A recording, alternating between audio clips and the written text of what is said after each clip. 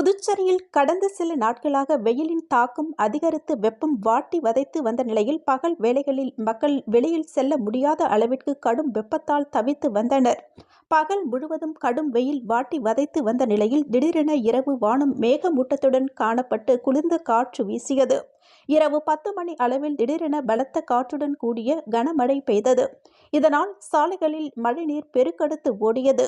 இரவு பெய்த கனமழை சுமார் 1 மணி நேரத்திற்கு மேலாக நீடித்தது.